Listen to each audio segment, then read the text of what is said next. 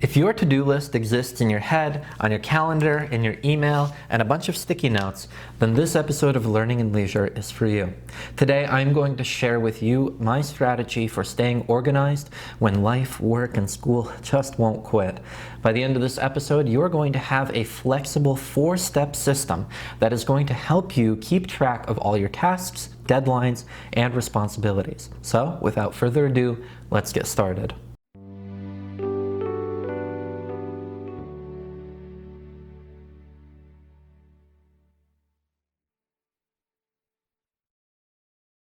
Hi, I'm Alex Mika, and I'm a PhD student studying English literature. As a student and a teacher, my life gets hectic. I have to keep track of not only my own tasks for my dissertation and all the projects I'm working on, but also student assignments and submissions and grading, and so deadlines just pile up. And if you've ever felt like you just can't keep it together, or it feels like when a professor mentions something in passing and you forget it, or a work task gets dropped because it wasn't mentioned, in a very structured setting, or an email gets lost with a deadline, believe me, I've been there. And it's hard. It's a very difficult process because our brains are not particularly well wired for deadlines. My hunch is that as foraging and hunting creatures who've only been wearing these clothes and doing the tasks that we do for only a certain number of millennia, we haven't yet adapted to deadlines. And so it's really important to defer all of that kind of work and to outsource it to things that are better at keeping track of those things than we are. And it can be embarrassing, it can be difficult and stressful, but it doesn't have to be. And so today we're going to be talking about exactly what happens when you schedule things, how to do them in a way that is perfect for your personal needs and the ways that you respond to pressures so that your stress levels stay low and your productivity stays high. A big reason for why a lot of scheduling efforts fail is because they can often result in cognitive overload or overwhelming. Now, cognitive overload is the idea that your brain just gets too worked up and overprocesses too many things and is thinking about too many things at once, and so you can't focus on anything. In the last episode on digital distractions, I talked about how leaving so many tabs open and switching tasks or multitasking can result in leaving little bits of brain residue in all these different places. And so as you switch tasks, your brain needs time to fully adjust to the new thing. And if you do that too many times, switching from one to the next, then you are going to lose productivity because there are a lot of programs running in the background. Now, we want to focus on one thing at a time. And so what some people do, in taking this to the logical extreme, figures like the late, great David Lynch, the director of a bunch of phenomenal movies, what he would do is he would wear the same clothes basically every single day. He had one kind of iconic outfit, and he ate basically the same foods every day. Now, I wouldn't suggest either of those things. I personally couldn't do either of them. I like a little variety in my life. But the idea there is that by minimizing the amount of decisions that you have to make, you can then focus your brain on just whatever tasks you need to do, whether they're creative, academic, professional, And so what we're going to do today is the first step to this process for creating a system of scheduling and organization for you is to just collect all of the information. Gather everything that you need. So when a professor mentions that there's going to be something due next week that might not be on the syllabus, write it down immediately so that you don't forget. One thing that I like to do is I send myself a text, and I will tell myself, okay, this is the deadline, and then I don't open that text until I get home and I have my calendar by my side, and I write in the thing that needs to be taken care of. Or as soon as I get an email with a scholarship opportunity or a grant or a conference that's doing a call for papers, I write down that deadline in my calendar as soon as I get it so that I don't lose track of it. Or if I don't have my calendar handy, then again, I'll send myself a text, or I'll unopen that email so I still have that notification, so that when I am back home and checking on my computer with my calendar right there by my side, I can write it down. So the first thing that you're going to do is take everything that you need and write it down. one thing that I really like to do at the beginning of the semester, for example, when I was still taking classes, is I would print out all the syllabi, or I would pull them up on my computer, and I'd sit there for one afternoon with my notebook and my calendar, and I would write down every single deadline for each class. I would mark it very clearly what the deadline was and when, what it was for, what the assignment was, and sometimes what I really like to do is also add potential constraints to that assignment or that project to indicate what some of the challenges might be that I will need to overcome to get that done handily. So once you've collected all of those things in this one place, you're then going to decide where you're going to store the information. This is a decision that's not to be made lightly, and you should really do some soul searching and maybe some experimentation to see what truly works for you. I have a system that I prefer, but I know a lot of people in my life who have radically different ones.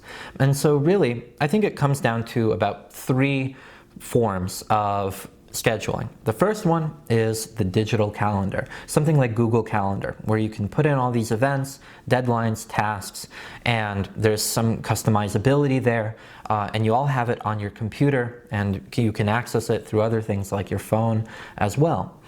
The second thing is going the analog way, having a physical planner or calendar, and this is my personal preference because I like to have everything written down on this physical planner that I keep right by my keyboard, so that every day when I sit down, I see exactly what needs to get done. I see exactly what needs to, where I need to be from hour to hour.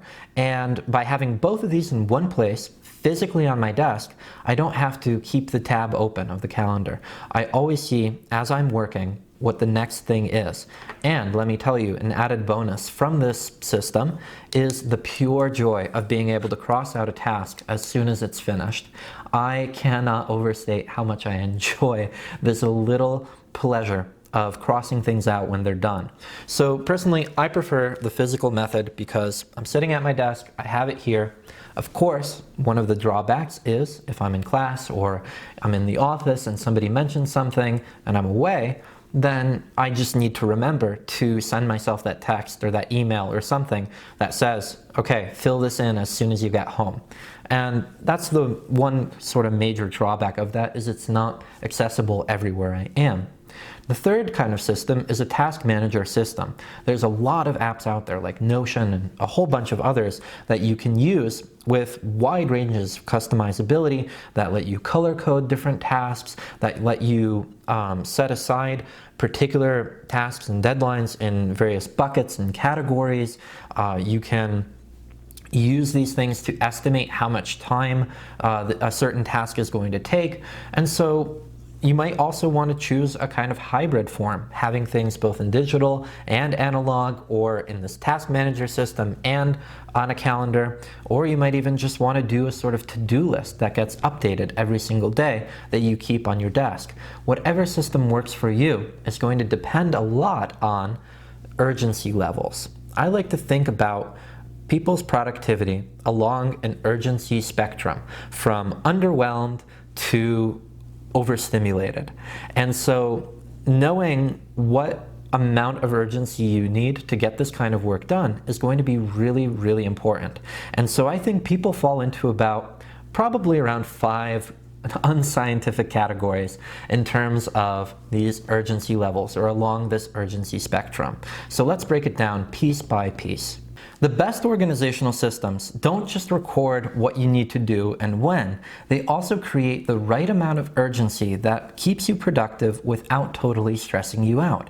They respond specifically to how your brain thinks about pressure and thinks about time. So the reason why I really like this urgency spectrum is because it breaks it down into what kinds of responses each person gives to this different kind of pressure, of deadlines. So the first group that I like to think about is people who need pressure to start. This is maybe one that I would say I relate to the most, because people like me need a deadline to really focus and hunker down on a task Maybe you might be a procrastinator a little bit. You wait until really close to the deadline to get something done. Or you just need a sense of, all right, how long do I have and how can I pace myself along each step of the way? So for people like me who need that pressure to start, one thing that I really recommend is keeping the time as visible as possible. So for example, on a small scale, within one day, I really like having timed work sessions. I will set a timer for X amount of time and I will work and say, okay, in this amount of time, I'm going to accomplish this task. And that gives me a specific amount of time and I'm working on it and I have the timer counting down, adding that little bit of a Mission Impossible feel to getting that work done.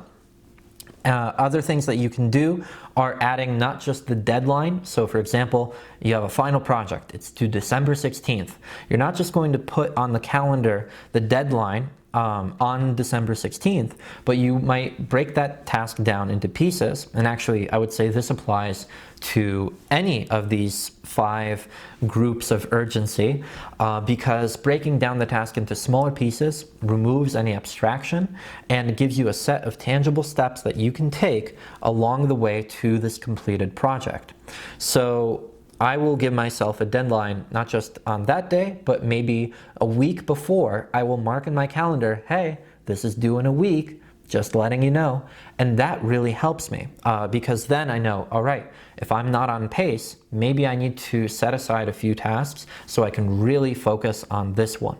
So having those day-to-day little timers, having extra deadlines that add a little bit of pressure, and avoiding any kinds of open-ended task-based systems. So maybe instead of just saying, work on the biology notes, maybe say, I will read pages 53 to 74 by this day, by this time.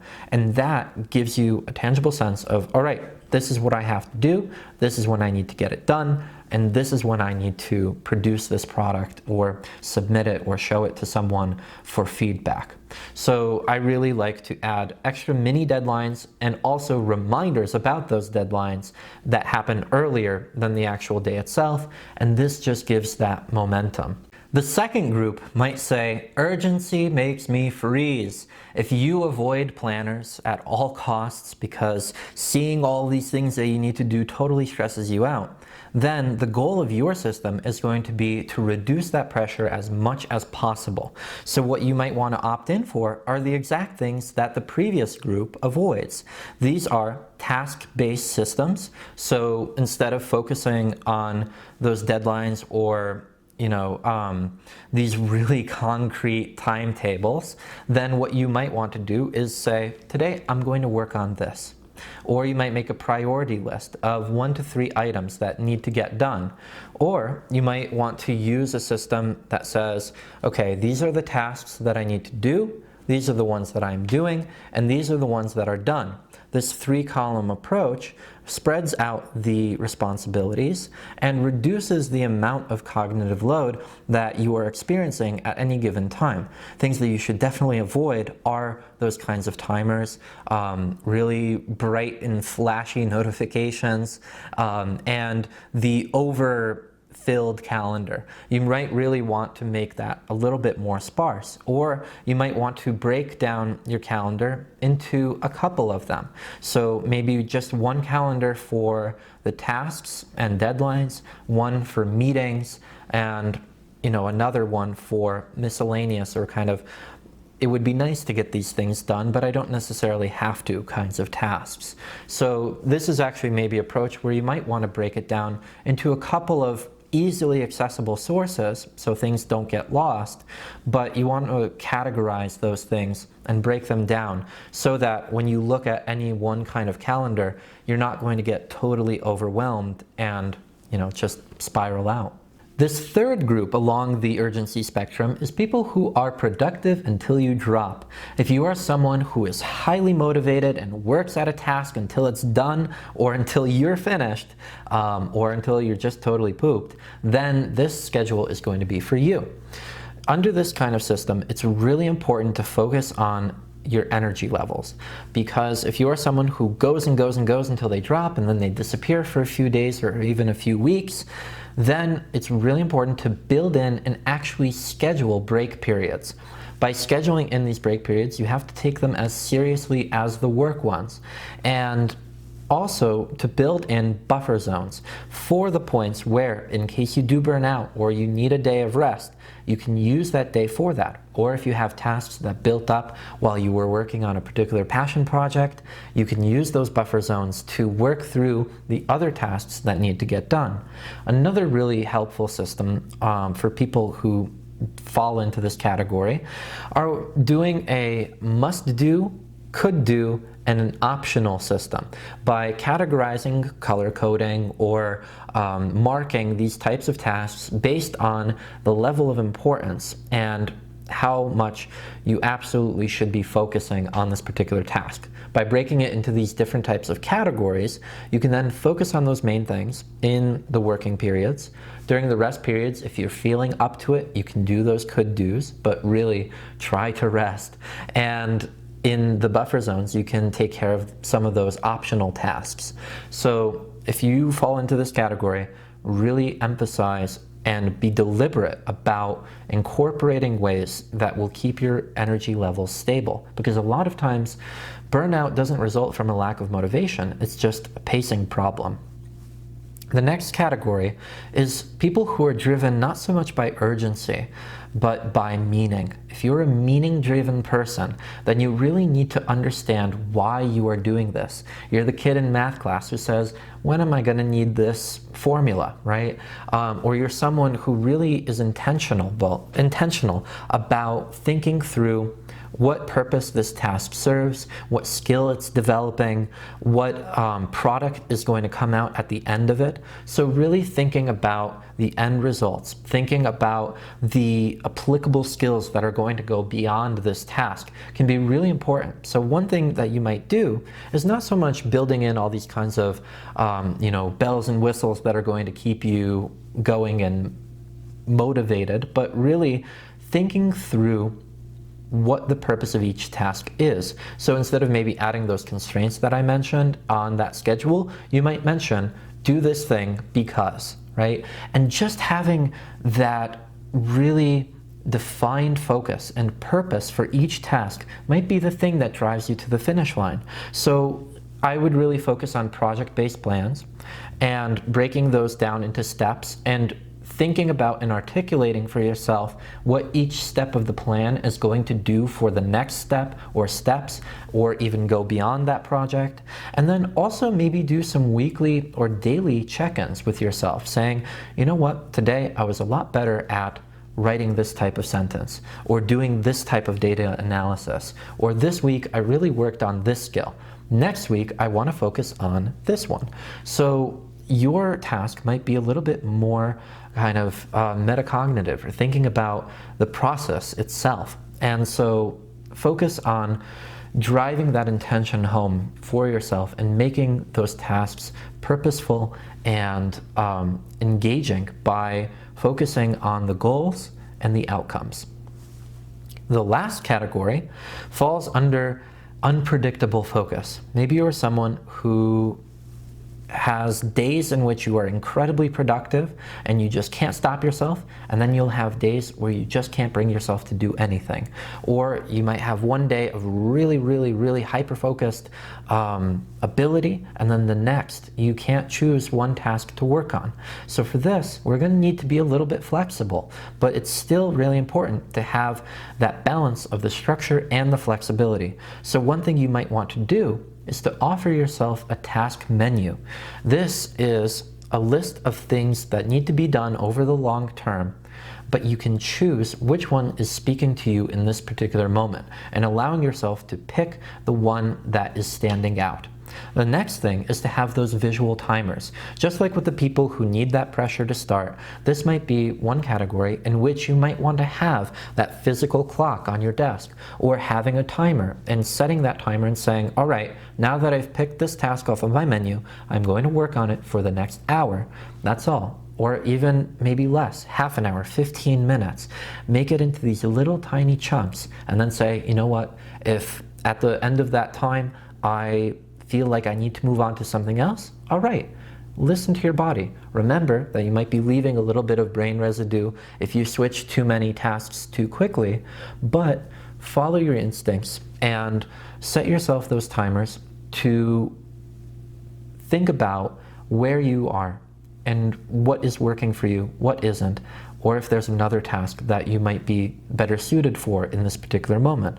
Another thing that you might want to do are really short-term focus sprints. So focusing on this mini task and really breaking down those big tasks into much smaller ones. So not even thinking on the level of, let's say you're working on a research paper, instead of thinking about going through the sources, you might go through one section of one source, or you might create the bibliography for the project, or you might just focus on the introductory paragraph, right, or the organization of it. So really focusing on these small tasks that are incredibly laser focused on one specific thing can be one incredibly helpful way for folks who are unpredictable in terms of when that next moment of inspiration or that next burst of energy to work on a certain task might be. So this is my system for making schedules and deadlines work for me. The first thing that I do is I collect everything. I write down everything my professor has said in terms of deadlines. I jot down everything from the syllabi that they've provided. I collect all the emails that have deadlines for calls for papers or applications for things, and I write them down in one place. And then the second step is I choose that place very deliberately. For me, it's a personal paper planner, but you might want to use a task manager or digital calendar, and finding that system that is going to be serving you and writing down all of those things in that one or maybe two places so that you know exactly where it is and you don't have to think about it and keep your mind on those deadlines. You can focus on the tasks themselves. Within that task, I also think about what kind of person am I when it comes to dealing with pressure and urgency? Am I someone who needs a lot of urgency in order to get things done? Or do I like a more hands-off approach because that pressure actually shuts me down? Once I've identified that, I choose ways of recording the information in my chosen source based on what level of urgency I need. As I'm doing this, I break down my tasks into the smallest possible chunks, and I give myself separate deadlines for each of those pieces so that each one feels a lot more tangible than that big abstract project way down the line. And finally, the really important thing is to have a weekly reset, or at least a check-in with yourself. I think it's incredibly important as you're doing these things to check in with yourself and see, is the system working? Are there tasks that very often fall to the wayside? Is there a particular class that maybe I need to dedicate more time to, or a certain type of job that I need to focus more on, or develop further skills, or allocate more resources to? Each week, I like to think about, for about 10 or 15 minutes, what I've done over the course of that week. I celebrate the victories, I forgive myself for the losses, and I think about how I might turn those challenges into opportunities for the next week. How might I improve this system so that it's working better for me? Maybe I need to write in more deadlines. Maybe I need to write in less. Maybe I need to color code the system or categorize my tasks based on the type of work that they require of me.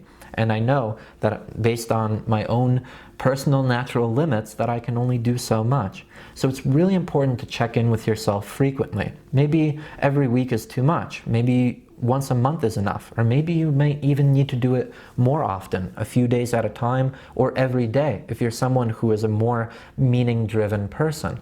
But the point of this is that you should customize this system. Don't just take my word for it or anyone else's.